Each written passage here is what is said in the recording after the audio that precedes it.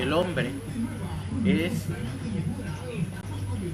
el centro de evangelización de Jesús.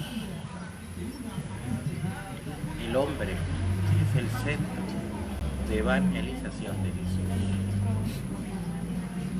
Los que estuvieron ayer en la hora santa, pues yo he llevado la lectura del Evangelio secuenciada, así como va en el Evangelio. Y ayer veíamos las espigas arrancadas en sábado, oramos en torno a ellas. Y hoy vamos a ver la curación de la mano paralizada. Capítulo 3, versículos 1 al 6. Entró de nuevo en la sinagoga y había allí un hombre que tenía la mano paralizada. Estaban al acecho a ver si le curaba en sábado para poder acusarle. Dice el hombre que tenía la mano seca. Dice al hombre que tenía la mano seca, levántate ahí en medio, y les dice, ¿es lícito en sábado hacer el bien en vez del mal, salvar una vida en vez de destruirla? Pero ellos callaban. Entonces, mirándoles con ira, apenados por la dureza de su corazón, dice al hombre, extiende la mano. Él la extendió y quedó establecida su mano. En cuanto salieron los fariseos, se confabularon con los herodianos contra él para ver cómo eliminarlo. Palabra del Señor. Hermanos, nos encontramos en un tiempo, ya lo he dicho, ¿no? Se lo he dicho varias veces en varias predicaciones, y los medios de comunicación también así lo han dicho, que si hay una manera de definir a nuestro sumo pontífice respecto de la virtud que él está promoviendo en su pontificado, nos queda bien claro que es la caridad. No hay otra palabra para definirlo.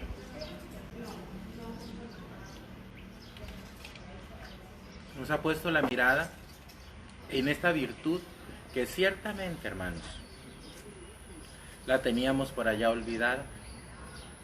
En una virtud que en determinado momento para nosotros era importante, pero no le habíamos dado la prioridad que el Papa Francisco le ha dado hasta este momento a esta virtud como tal. ¿Y por qué la caridad? ¿Por qué no la esperanza? ¿Por qué no la fe? Bueno, porque este es el momento que Dios nos invita a vivir, y nos invita a vivir ciertamente desde esta virtud tan importante dentro de la fe. San Juan de la Cruz dice que al final de la vida seremos examinados en ella, en el amor, ¿verdad? Luego también por allá dice uno de los apóstoles, no sé si es Juan o es Pablo, ¿verdad? Es Juan, el amor es comprensivo, el amor es servicial, no, es Pablo. El amor no tiene límites, el amor todo lo cree, todo lo soporta, ¿verdad? El amor es la virtud importante dentro de la vida de la fe del cristiano. Y dentro de este amor, pues aparece este texto del Evangelio, un poco, ¿cómo dijéramos? Contradictorio, sugestivo y comprometedor para el pueblo judío de aquel entonces. Dice que estaban los fariseos y los herodianos. Los fariseos era la sociedad pesuda de aquel entonces, ¿verdad? Los de dinero y los que decían que ellos sí vivían la ley, ¿verdad? Como eran los pesudos, eran los de poder, estaban también los herodianos. Los herodianos, en alguna de las pláticas les dije, eran todos aquellos que seguían a Herodes, ¿verdad? Y que querían que Herodes se perpetuara en el poder, ¿verdad? Ya desde entonces existían esas cosas de quererse perpetuar en el poder, ¿verdad? Y entonces, cuando esto sucedió, que está Jesús en la sinagoga, y entre ellos, en medio, está este hombre de la mano tullida. Jesús coloca el dilema. ¿Cuál es el dilema que coloca Jesús? ¿Qué es más fácil? ¿Vivir el sábado o decirle a este hombre, tu fe te ha salvado, estás sanado? ¿Verdad? En torno a esa discusión aparece este momento. Y en torno a esa discusión entonces, Jesús, hermanos, escucha esto que ustedes están escuchando ahorita. Un silencio. Un silencio total. Y es importante entender los silencios, porque a veces nos gusta guardar silencio por prudencia. Pero el silencio también, cuando hay verdad en la persona o en las personas, ¿verdad? O en una situación. Y si yo guardo silencio, ese silencio es un silencio cómplice. Y es igual que si yo sé una situación que sé que está mal en un momento dado y que está dañando a una persona, una familia, una comunidad, qué sé yo. Silencio cómplice. Y ese silencio cómplice tiene como trasfondo también el ser en determinado momento parte de esa misma situación. Ese es el silencio de los judíos, de los fariseos y de los herodianos. El silencio prudente es el que en determinado momento defiende la caridad de la otra persona para ayudar a la otra persona. O también puede ser porque la otra persona está muy exaltada, está hablando de más, está haciendo un conflicto, y de que hayan dos personas en conflictuadas a una sola, pues mejor que haya una sola, ¿verdad? Ese silencio es un silencio, son silencios prudentes. Por eso tenemos que aprender a diferenciar los silencios, ¿verdad? Por ejemplo, hay personas que yo veo que me dicen, padre, delante del esposo, fíjese que mi esposo no va a misa y y no creen los curas, menos leyendo, dígale algo. En ese momento, si yo continúo o si yo respondo, yo estoy continuando la misma manera como la hermana está queriendo evangelizar a su esposo, con gritos, con enojos, con eso. Ese es un silencio prudente. Debo esperar el momento para yo poder hablar con la persona y presentar un rostro diferente. Y de eso somos muy, muy dados, ¿eh? Fíjese que esto y este otro, ¿verdad? Hay momentos, ¿no? Hay momentos para los silencios y que tienen que ser prudentes en su momento. Pero el silencio de estos hombres es un silencio cómplice, porque hoy Jesús les coloca, ¿qué es más importante? ¿El sábado o el amor y el servicio del prójimo? ¿Verdad? ¿Qué es más importante, el sábado o el amor al servicio del prójimo? Me llegó una mujer que quería comulgar, pero que el domingo anterior no había podido ir a la misa porque estuvo todo el día en el Seguro Social acompañando a su comadre, porque el compadre no estaba, se había ido para otra ciudad y ella se enfermó ese día y ella tuvo que estar ahí todo el domingo, ¿verdad? Entonces, que ella no se sentía bien comulgar porque a ella le habían dicho que cuando el domingo no iba a misa, el domingo anterior, si comulgaba el siguiente domingo no debía hacerlo porque estaba en pecado. Aquí le dije, aquí lo importante es que tú descubras que cuando se hace caridad un domingo, la misa lógicamente no es pecado el no haber ido a la misa. Si tú estuviste ahí todo el día, sí, padre, mi comadre la soltaron hasta el lunes, la soltaron hasta el mediodía Y hasta esa hora fue que yo pude venirme, porque yo era la única que podía acompañarlo, esto y esto otro. Y me siento con remordimiento de conciencia. Pues ni te sientas con remordimiento de conciencia. Y tú saca la lengua y comúlgale, porque no estás en pecado. A no ser que hayas cometido otro pecado en la semana o algún pecado mortal. Pero estar haciendo eso, le dije, no, le dije, te voy a dar la absolución por si hay algún otro pecado para allá que me estés escondiendo, que no te acuerdes. Pero no por eso. Aquí el espíritu supera la ley. La regla dice, o lo que estamos viviendo, por ejemplo, ahorita en este tiempo de pandemia, ¿verdad? Mucha gente no están preocupados por la misa dominical. La preocupación va más por comer el cuerpo y la sangre del Señor, ¿verdad? Pero ese comer el cuerpo y la sangre del Señor para alimento de la vida eterna, porque todas las personas están dispensadas del precepto dominical por el decreto que los obispos elaboraron, ¿verdad? Por esta situación. Entonces aquí el espíritu está por encima de la ley, está por encima del precepto, y las misas que se viven con devoción a través de este medio son válidas en el enriquecimiento y en la vida de la fe. Hace poco hubo, de hecho lo compartí en el Face, la reflexión que el señor Felipe Arizmendi, obispo emérito de San Cristóbal de las Casas, Chiapas, hizo sobre esto, y él hablaba sobre la importancia de vivir nuestra Eucaristía, ¿verdad? De vivir nuestra fe a partir de las redes sociales.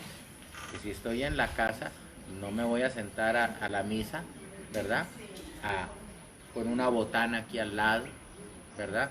Unos chicharrones aquí, unas papas fritas con chile y limón encima, y luego aquí al lado un vasón así, pero no de agua, sino de chela o de cerveza, y aceptarme a ver la misa. No, se debe vivir las actitudes propias que marca ciertamente la celebración que estamos teniendo.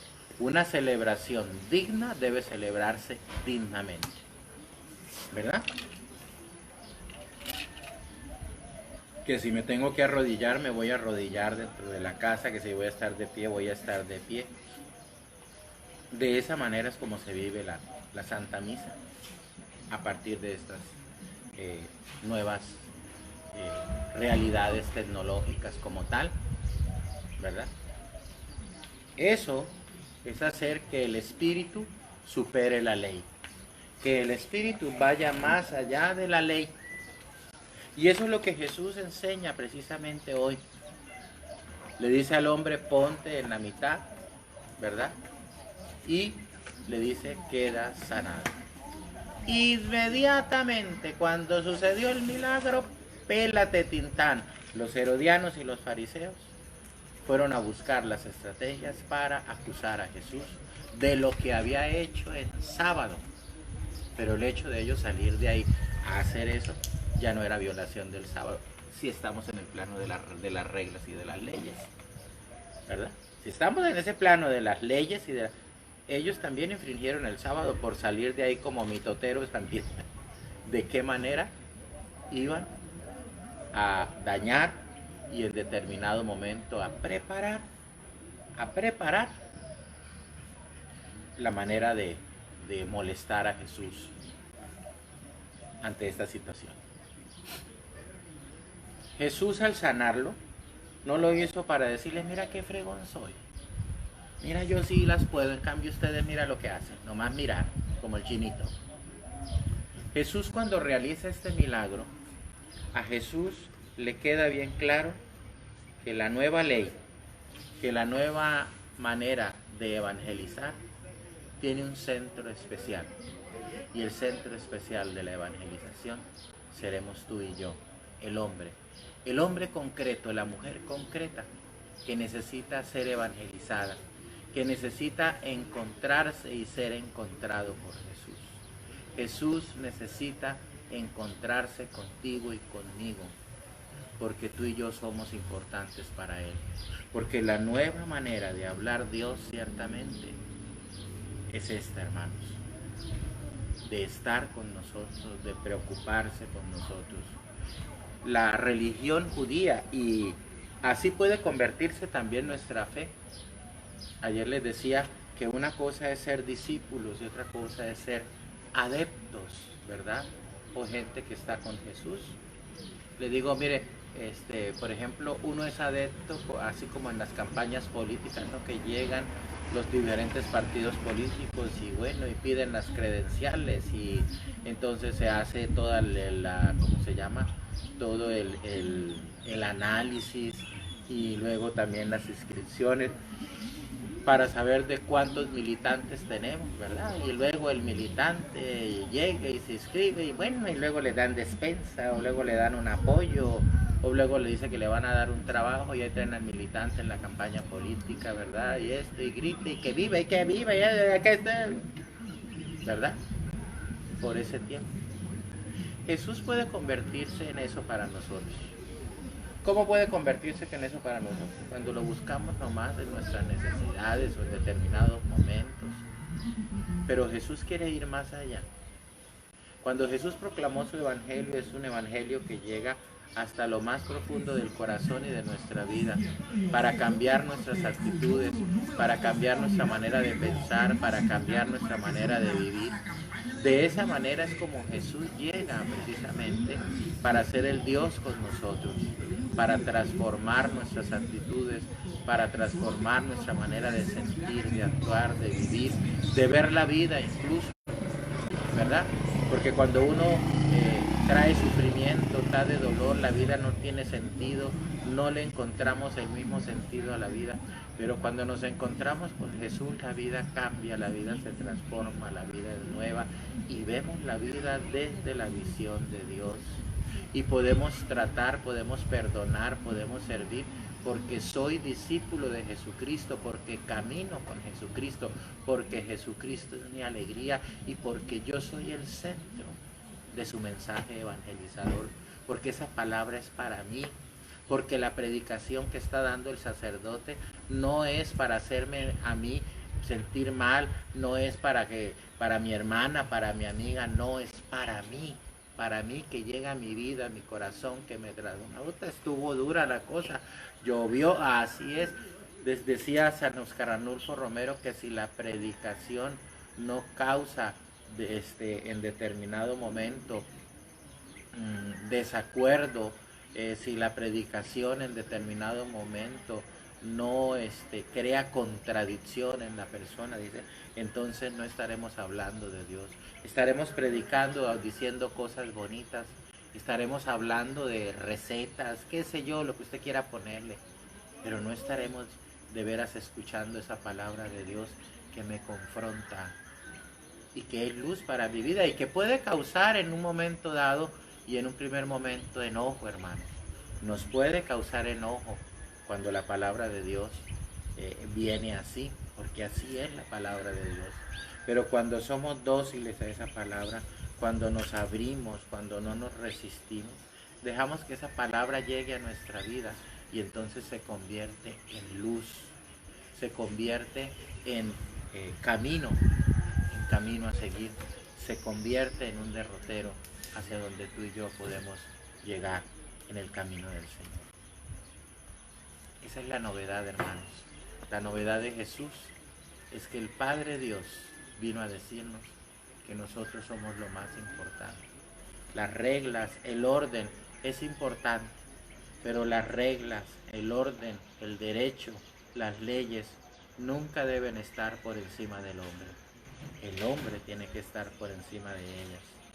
El derecho canónico nos lo enseñaba recuerdo mucho cuando nos lo enseñaba el padre que daba esta clase, nos decía, el derecho canónico, el único fin es la salvación de las almas, ¿verdad?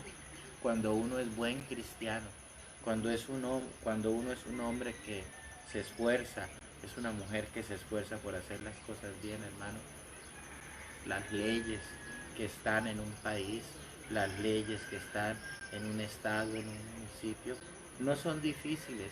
Y no son difíciles, ¿por qué? Porque ya las vivimos.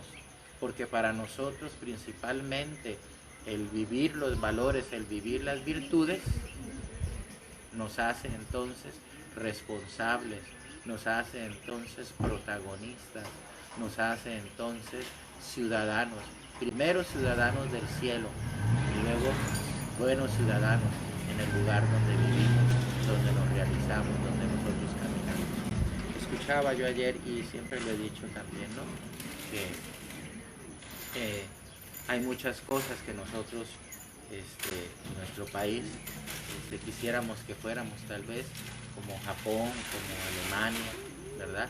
¿Por qué nuestros gobiernos, algunos decían, no son así? Y no se trata de nuestro gobierno, se trata de nosotros ser responsables con nosotros mismos, de nosotros ser personas honradas, de ser personas respetuosas, que respetemos a los demás, que respetemos las cosas de los demás. Fíjense una historia que sucede en el Japón. En el Japón cuando llueve, allá se mueven mucho en tren, ¿verdad? Y cuando llueve el gobierno coloca cerca de 400, 500, 600 paraguas para que cuando la gente se baje del tren con el paraguas pueda llegar a su carro y se lleva el paraguas. Dirán ustedes, uy, pues ¿cuántos paraguas hacen? Ese paraguas al siguiente día la persona lo trae, se devuelve y lo deja en el mismo lugar, ¿verdad? Porque hay un principio, y el principio en aquel lugar es que si no es mío, es de alguien. Y en ese sentido también, hermanos, tenemos que aprender a vivir nuestra vida, por dar un ejemplo, con responsabilidad. Es notable, por ejemplo, en los mundiales de fútbol, cuando juega Japón o cuando juega Corea del Sur, que terminados los partidos, después de haber hecho todo el relato y esto, los japoneses y los coreanos salen con bolsas plásticas grandes, recogiendo toda la basura que se hizo mientras estuvo el espectáculo. En estos países, por ejemplo, en Japón, los niños, no hay conserjes que limpien los baños, no hay conserjes que laven los salones de clase, porque hay una hora, más o menos hora y media, donde los niños y las niñas de ese país lo dedican para limpiar el lugar donde ellos están. Dirán ustedes, pero para nosotros tenemos esa cultura, pero también esto es formativo. Y dirán ustedes, ¿y por qué es formativo? Porque nos enseña y les enseña a los niños que es importante la limpieza, que es importante el orden en todos los lugares en donde está. Por eso, cuando vivimos este tipo de situaciones en nuestra vida, o nuestros jóvenes los viven en desorden y esto, es porque nos ha faltado el hábito del orden, el hábito de la organización. Termino también diciendo, en el caso de los jóvenes actuales, los jóvenes millennials, los jóvenes que han estado metiéndose en este mundo de los medios de comunicación, de la tecnología, a través de las redes sociales y todo eso, los vemos que en determinado momento están desordenados en muchas cosas, pero tenemos que ver con esperanza este momento, ¿verdad? Porque tarde que temprano estos muchachos tienen que llegar a los valores que tú y yo hemos aprendido a lo largo de la vida. A usted y a mí nos los enseñaron antes, cuando éramos niños, adolescentes. Nosotros, por la misma realidad de la cultura, no pudimos enseñarlos en este momento, pero tarde que temprano ellos los van a aprender. Ella es Coco y Coco va a estar con nosotros saludándonos y terminando este momento de oración. Mira, ya se fue Coco, es una vecina, ¿verdad? Vamos a terminar este momento dándole gracias a Dios, porque para Él nosotros somos importantes. Por encima de las leyes, por encima de las situaciones que podamos vivir, para Jesús, tú, yo, somos importantes. Le damos gracias al Señor por este momento, porque el centro del anuncio de la palabra del Padre es el ser humano en la persona. Gracias Jesús, porque somos importantes para ti, Señor. Porque tú sigues esperándonos cada día, para encontrarte con nosotros. Gracias, Señor, porque la mayor alegría es conocerte y amarte a ti, Señor. Cuando nosotros te conocemos, cuando nosotros te amamos y te seguimos, la vida es diferente. La vida tiene otro sentido, porque tú le das sentido a esa vida. Gracias, Señor, por decirnos que por encima de todo lo que pase y suceda, incluida esta pandemia, nosotros seguiremos siendo lo más importante para ti. Más aún, el culmen de la creación fue el hombre, fue la mujer. El fin último de la creación fuimos nosotros. Gracias, Señor. Gracias por tanto amor. Gracias por tanta confianza. Gracias, Señor, por venir por cada uno de nosotros, por mí, por el pecador, por el distanciado, por el que no es aceptado. Por él también viniste, Señor. A él también le corresponde este mensaje de salvación. Así como sanaste a este hombre tullido, Señor, sana también nuestras heridas, nuestros miedos y nuestros temores. Y enséñanos, Señor, a caminar contigo. Enséñanos a hacer de ti, Jesús. Bendito seas, Señor. Alabado seas. Alabada sea tu presencia. Alabado seas tú, Jesús, único y eterno Dios. Gracias por tanto amor, por tanta bondad. Y de manera especial, Señor, en este momento te pido que toques el corazón de aquel que no se siente importante, de aquel que no se siente amado, de aquel que se siente pecador, de aquel que se siente distanciado de ti, Señor. Tócalo en esta tarde y dile cuánto lo amas, cuánto lo necesitas, cuán importante Él es para ti. Bendícelo, Señor. Bendícelo con su amor. Bendícelo con tu presencia. Bendícelo, Señor, con tu gracia. Llénalo de ti, Señor. Y si es tu voluntad, Señor, sánalo, libéralo y dale una nueva vida, la vida que viene de ti. Bendito seas, Señor. Alabado seas por siempre. Glorificado seas por siempre. Gloria a ti, Señor. Bendito seas por siempre. Gloria a ti, Señor. Santo, santo, santo eres tú, Señor.